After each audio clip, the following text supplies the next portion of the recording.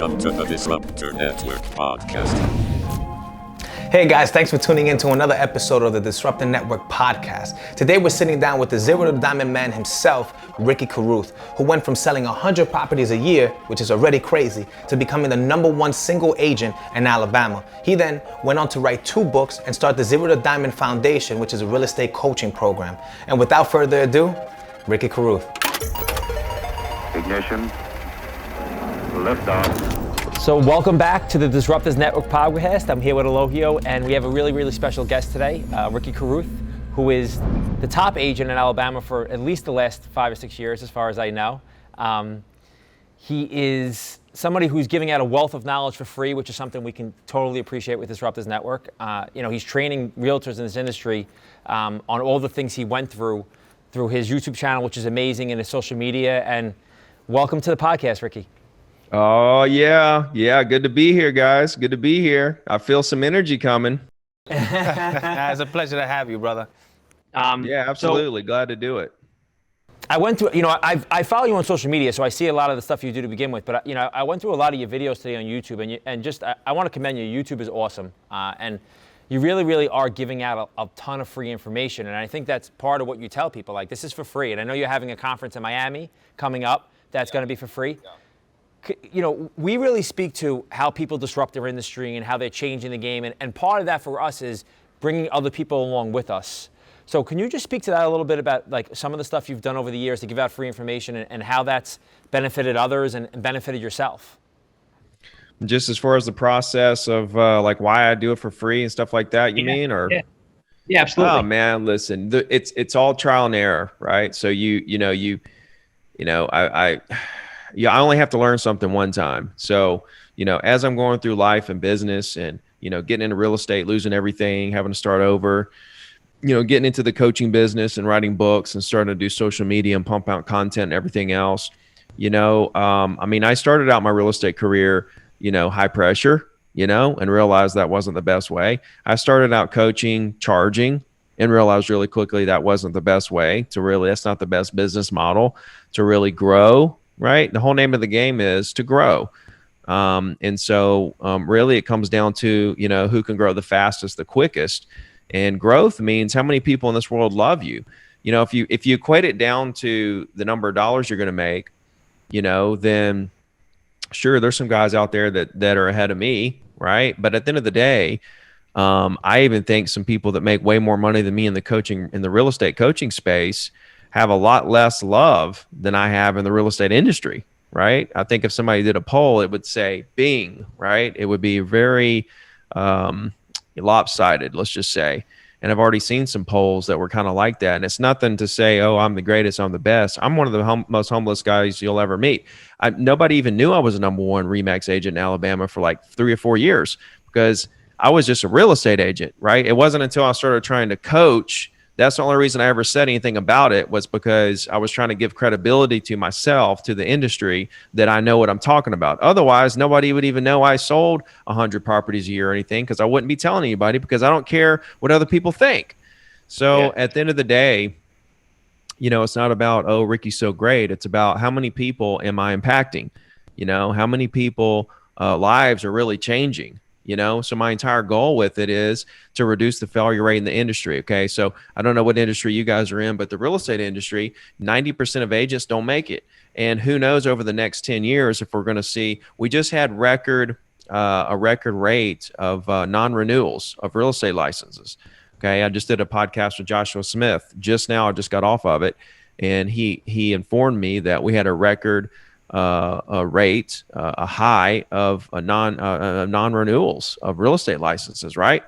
Because the industry is so much different than it was when I got in. Like you have to be this entrepreneurial when I got in the business, you could literally just work hard and crush it. Now you have to be like super savvy and work hard. You have to be super entrepreneurial and work hard. You have to be like really on the cutting edge of adapting and putting systems in place and really being on the top of this stuff, if you want to be the best. So, as far as giving everything away for free, it all just comes back to, okay, if I want to reduce the failure rate in the industry, okay, the whole industry, which is 25 million agents, let's say worldwide, okay, if people walk into the door of Ricky and love what he does, love what they see from the front of the house, walk in and realize, wait, there's an admission charge to get in here, they're just going to turn around. A lot of them are going to turn right around and go to another house, right? Because that let's face it, real estate agents are cheap, right? Like, at the end of the day, hey, I'm one of them, right? I mean, I didn't want to pay for coaching, okay? So I get it. I don't want to. And plus, here's the thing: all the coaching out there is garbage. I'm sorry, not all the coaching is garbage. A lot of the coaching is garbage that they're charging all this crazy amounts of money for. And I look at the program and I'm like, oh my gosh. So there's a lot of things that motivated me to go this route. But it all came from the way I built my real estate business in the first place. When I switched from deals to actually focusing on people and seeing what I can do to help people and offering free information. Like, I would send a weekly email that I still send. I've sent every Wednesday since 2007 with all the closed sales on it, and all the new listings, all the closed sales, all the information I could possibly package into an email I would send out. And agents were like, why are you doing this? Don't you want them to have to call you to get the new listings, to get the closed sales, to this, get that? And it's like, no, I want them to call me when they're ready to buy or sell something. I don't want them to call me about all this other stuff. I'd rather them just get all the information. You know what I mean? So when you have a business model focused around just value, I mean, look at the Grant Cardones and the Gary V's. I may or may not agree with some of their strategies, but the brands that they built, right? The brands that they built, especially Gary Vee, he doesn't have a course. He doesn't have a course. He doesn't have a course, which, and by the way, he was a huge influence on me for starting, because I started following him when I started coaching. And then he kind of influenced me to I'm like, why don't I do all this for free? And that's when things really blew up. But when you can build a brand and you actually have an audience behind you of people who love you, that you brought value to their life, you can build so many different businesses.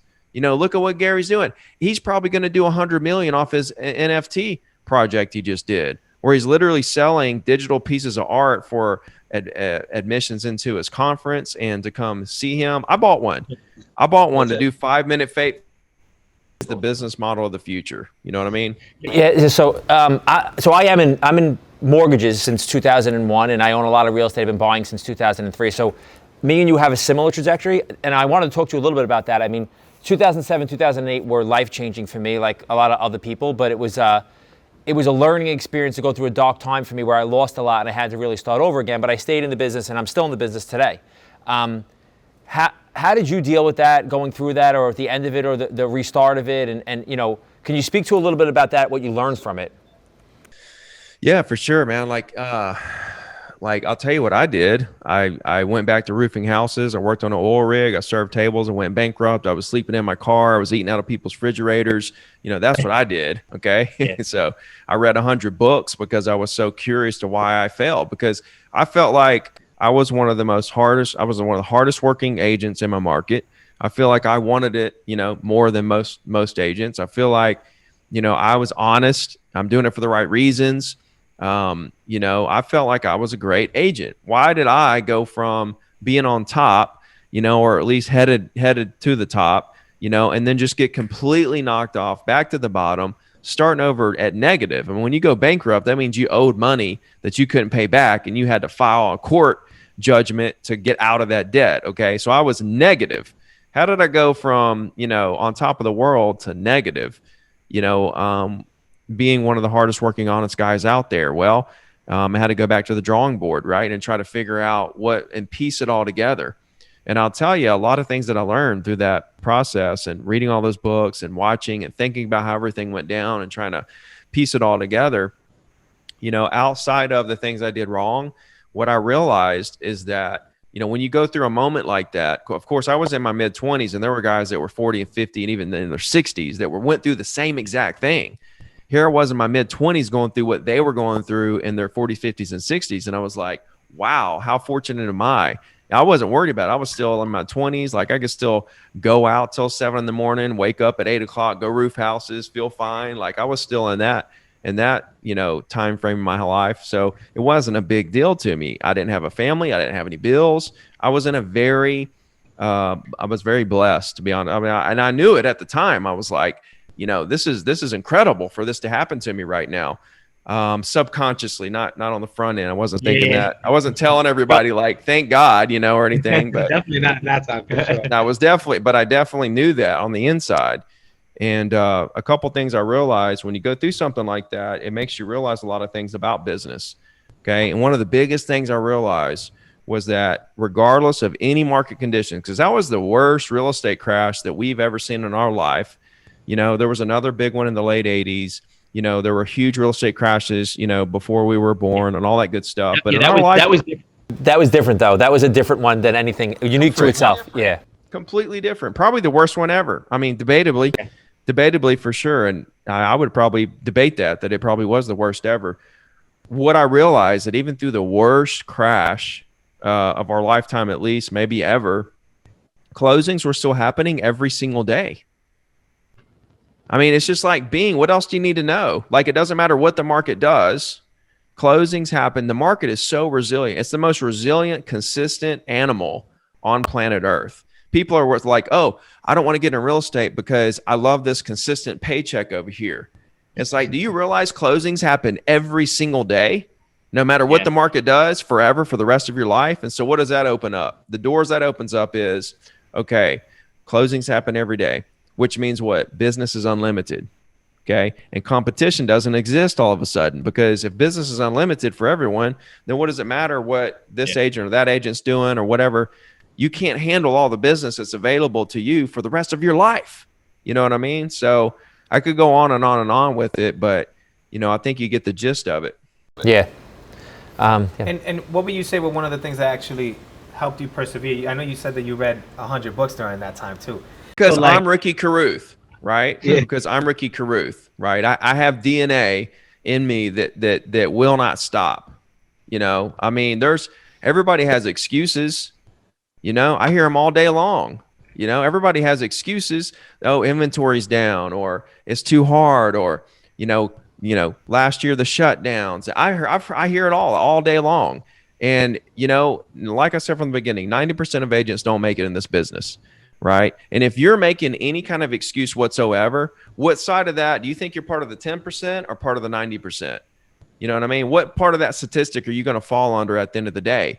You've got to be in the top 10% just to barely make it, not to be like a millionaire, but just to barely be an average agent that barely squeezes by. You got to be in the top 10%. So if you're making excuses, and you're going to quit after 3 months of making calls and you haven't sold a property yet, and that makes you want to quit, then you need to go ahead and quit.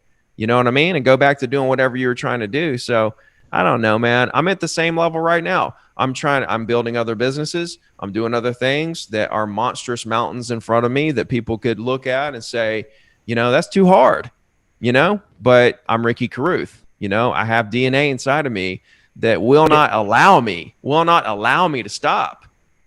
Do you think there was a moment or a specific, if you're telling somebody else like, hey, you don't have this mentality, but you can build or grow into this mentality, the stuff you could do to get there. I mean, is it something you could recommend to somebody that's listening? Yeah, 100%. Man, listen, it's self-development, right? It's personal growth.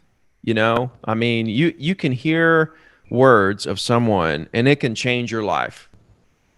The power of words, right, is so powerful. Podcasts and books can really alter the trajectory of your life, and people sit around, they don't read, they don't listen to podcasts, they don't this, that. If they are listening to podcasts, they're not really taking anything out. They're just listening to listen. There's these habitual, seminar goees and podcast listeners and stuff. And they know more than I know. These people know 10 times more than I know, and have been poured with so much knowledge, more than what I have, because I spend my time executing. I don't spend a whole lot of time working on personal development. My personal development is, can I outdo what Ricky did yesterday? And can I outdo tomorrow what I'm doing today? That's my personal growth. But a lot of people, they go to seminars, they listen to these podcasts, they never do anything, and so there's a line you have to draw. I mean, I know guys are like, oh, I'm reading this book, I'm reading that book. They call me, they ask me all this stuff. And I'm like, listen, here's my advice to you. Stop reading books. Stop. Everything you need to know to go out there and crush it. Real successful people, make things sound so easy, and they simplify the processes down to a point that's manageable. You know, the more complicated people make things, the less successful they're going to be, because they're creating these situations that they can't scale. Only the simple things are scalable.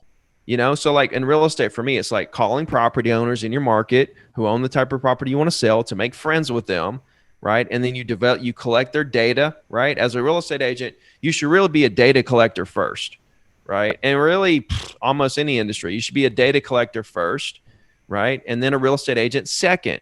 And what do we do with that data? We build our personal brands on the back of that data, right? And like for me, it's just like this weekly email I'm talking about. Simple weekly email to your entire database. I can scale that. It doesn't matter. There's 50, 500, 5,000, 5 million. It still takes me 30 minutes a week to build this email and send it out and really personalize it, make them feel a little bit of Ricky in there, and they love me, right? And so I'm building this personal brand and this culture within my community, right? And within my niche industry. That's a simple process. People want to do they want to do open houses, Facebook ads, direct mail. They want to add all these things where all those things work. Right? That's what you have to, like, the real successful people. It's like Bruce Lee. He's not scared of the guy that knows 10,000 kicks. He's scared of the guy that practiced one kick 10,000 times. You know what I mean? Master a couple of things and go all in with something. Because again, business is unlimited. So if you find a system that can keep your cup full in terms of how much you can handle at any given time, you know, that's what you got to figure out. Like, how big is your cup? How much can you handle mentally? How many deals can you handle at one time? How many, you know, whatever your business is, how much can you handle, you know, at one time, and to pace yourself long term? Once you figure out the equation to your specific DNA, how much you can handle, that you can pace at that level long term, that's when you're going to reach full potential. So as soon as you figure out the simple process, like, I don't do social media for my real estate business. I use it massively for my coaching business, but not my real estate business. You know, am I losing deals there? Absolutely. Am I losing deals by not doing open houses and direct mail? Yep. But I'm okay sacrificing that to really master these other couple things that are going to keep my cup full. So how are you simplifying your business process? Because real estate, I'm sure still pays the bills. How are you simplifying that process to still drive business in without doing the normal stuff that other people are still trying to do, like open houses and postcards and that kind of stuff? This, man, is what you have to look. You have to look at my entire career. Okay, my entire career is this: 15 years strictly real estate.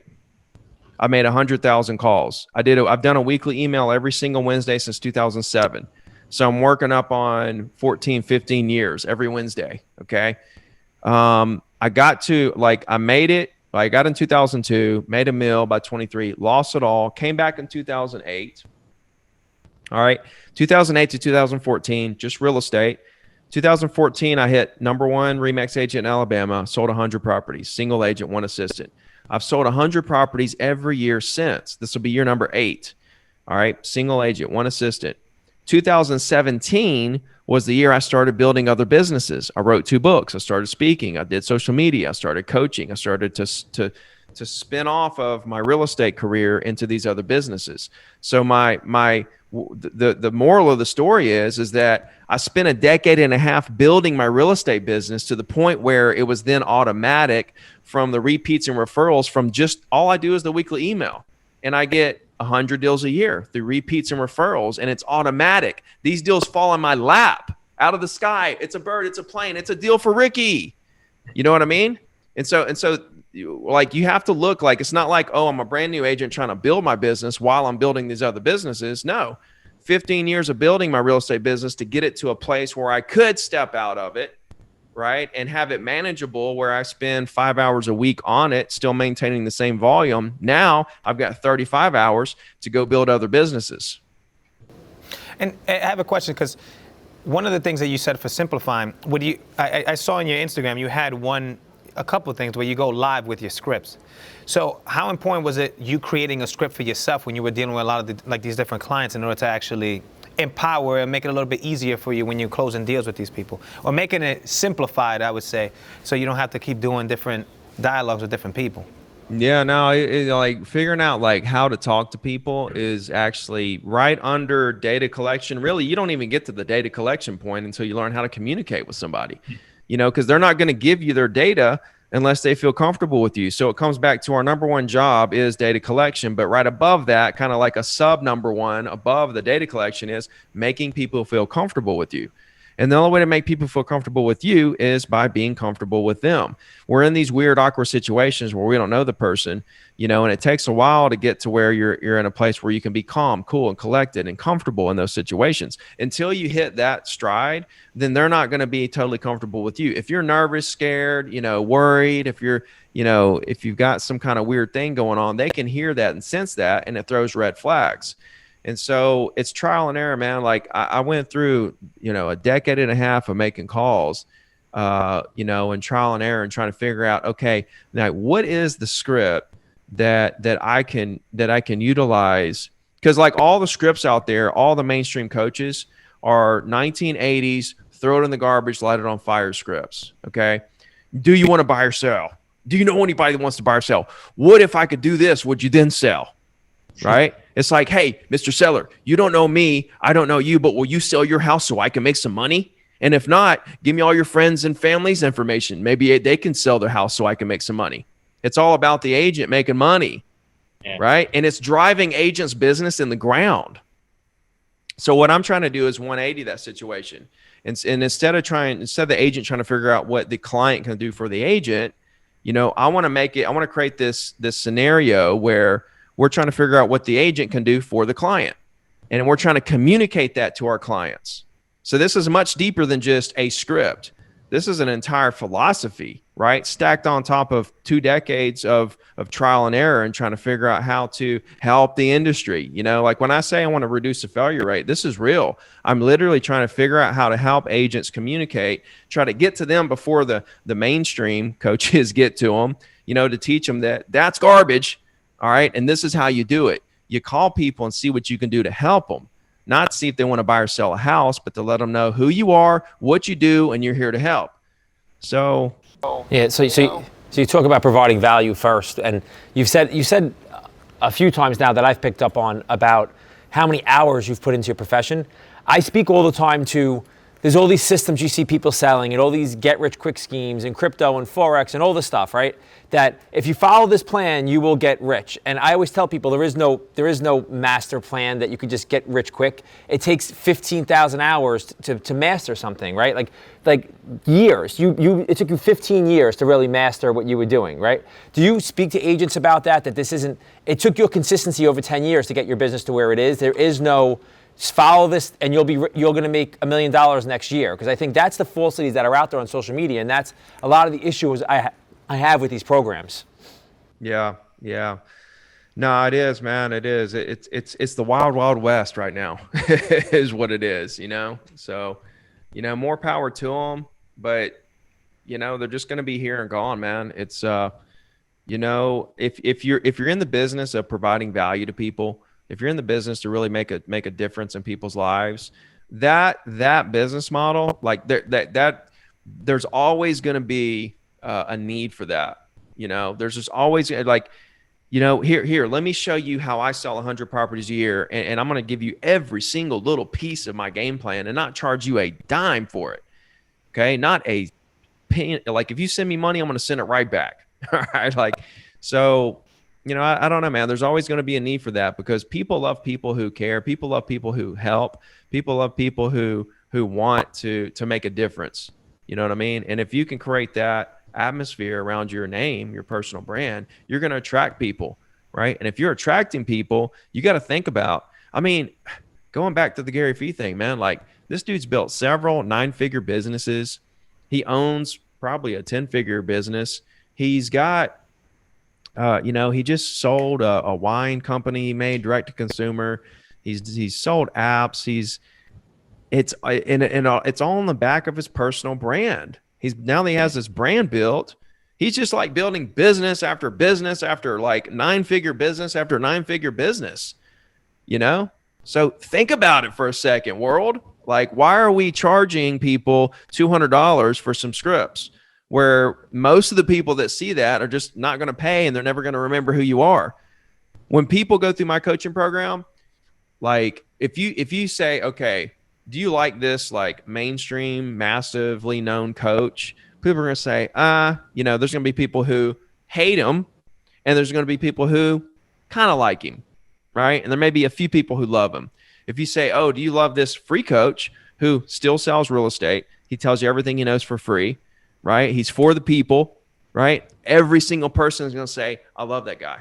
I did a post on Instagram about my event in Miami, just off the Instagram post, which by the way, Instagram is, we're in a era of very low organic reach, okay, on these social platforms. Right. Yeah.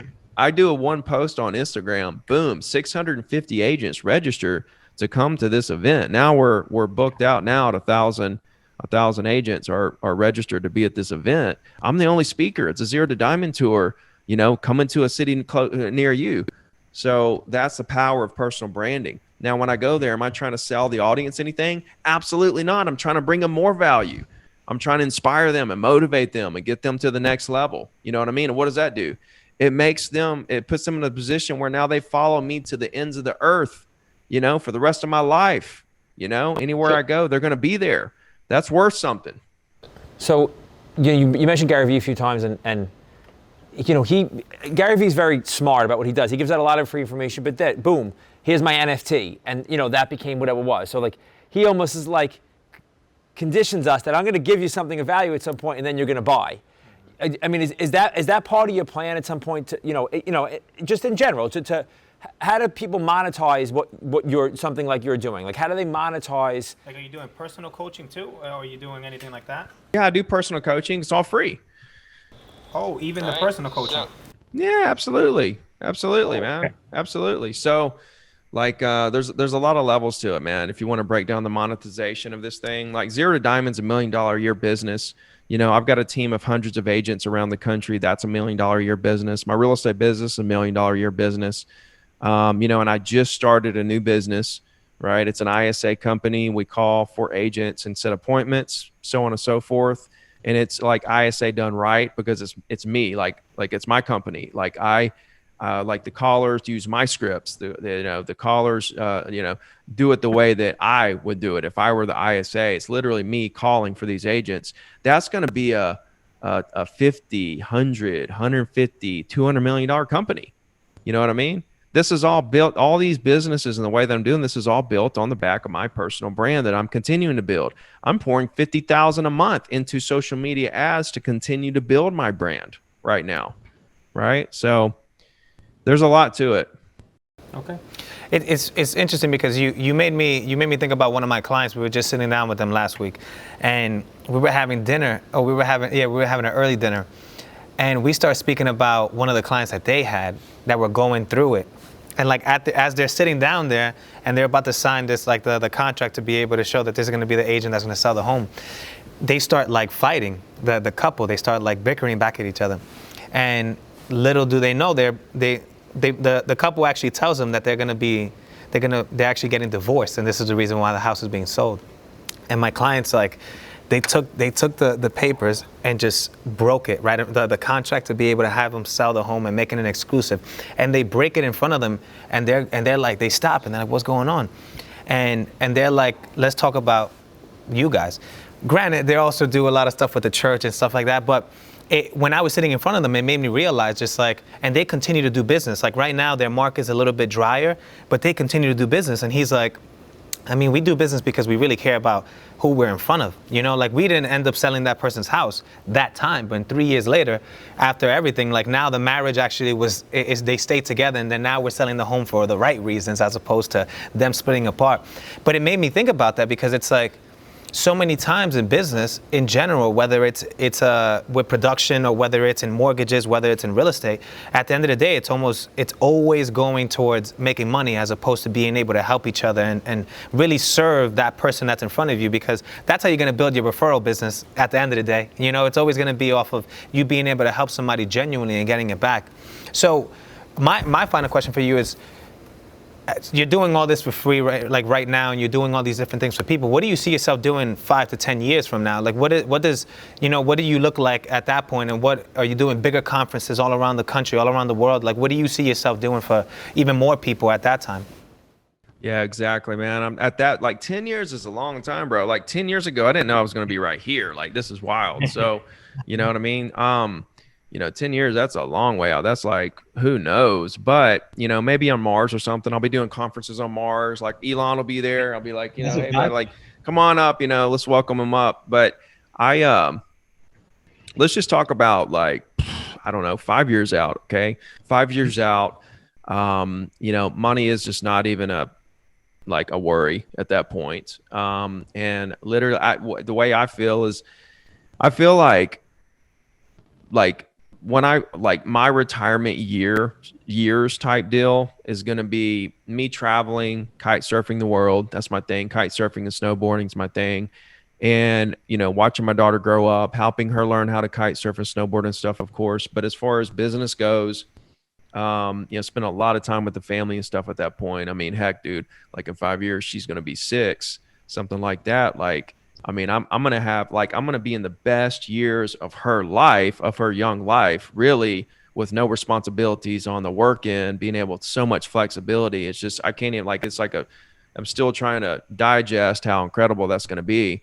But, right now, like I'm setting up events all over the country right now. Right. And I'm also planning on doing South Africa because I have a team there next fall. And, I want to do a West Coast tour. Like I want to do all this stuff. But at the end of the day, like once this brand even goes to these higher levels and I, get to this place that I want to get to over the next 5 years, I could literally do one conference a year, one Zero to Diamond conference a year in Vegas or something like that. And let everybody come in, and really just travel the world and continue to push out content. That's one thing I think I'll always do is just continue to push content out, because it all comes from the content. And as far as, inspiring people, I mean, people are like, oh, see your Instagram. It inspired me to do this and do that. And, listen to your podcast every day and all this stuff, like you never know who's watching that, there's people that are being born right now, okay, that are going to become real estate agents in 20 years. All right. And my content's still going to be there. Right. And I'm still going to be pushing out content. They're going to see a video just by chance, and they're just going to draw them in. And then they're going to go back 20 years and start looking at some videos of today, and it's just going to inspire them to go to so many higher levels than ever even thought was possible. So for me, it's all about impact at that point. You know what I mean? And I who knows, man. I'm going to keep pushing and I'll know when it's right to make the right moves and do what I'm trying to do. But I'm just enjoying the ride right now because it's a lot of work. A lot of people say, well, it must be nice to be you. Yeah. Like it is nice to be me, you know what I'm saying? Because I can handle all this stuff. But, let's let anybody walk through this door and sit right here for an hour and see what actually has to go through this brain and to compute everything that's happening on a day-to-day to week to a minute-to-minute basis, right? And be able to juggle all this stuff and keep it all level-headed, and make everything, seem so, so easy. And that brings me back to the same point, man. Successful people, they make it seem easy because they've got simple processes. And the people that complicate things or like throw little things in there and find reasons why not and stuff like that, the less successful they're going to be. That's awesome, Jay. I think that's really, really good advice. And I think you give out a lot of stuff that people need to listen to, especially realtors starting in the business, especially your scripts. I think it's an awesome blueprint for the business. So I'm excited to see how your tour goes. I think that's going to be great. Where is the best place to reach you, Ricky, if people want to get in touch with you after this podcast? The best play, if you want to reach out to me personally, I answer every message on Instagram every day. So I spend a couple hours a day on that, just going through those messages and answering all those. So if you want to say hi or ask a question or connect there, that's the best place. But zerotodiamond.com, really the link in my Instagram bio kind of goes to everything, all the different webinars, all the coaching, my books, different social medias, the whole 9 yards. So Instagram at Ricky Carruth, zerotodiamond.com for the free coaching. Yeah, make sure you guys do it because it's all free too, so it makes it much easier to get through. Thank you so much, brother, for coming on, man. We really appreciate your time. Yeah, absolutely, guys. Let's do it again sometime soon. Absolutely, bro. Have a good one, brother. Take care, man. Hey guys, I hope you enjoyed this episode with Ricky Carruth and learned about the mindset that it takes in order to become a top agent in the real estate industry. Next week, we have some really familiar faces joining us, by Anthony Lally and his wife Teresa Jacobian, as they tell us about their journey across America, inspiring millions and winning competitions along the way. This is a true dynamic duo, so you guys don't want to miss it. I'll see you guys next week.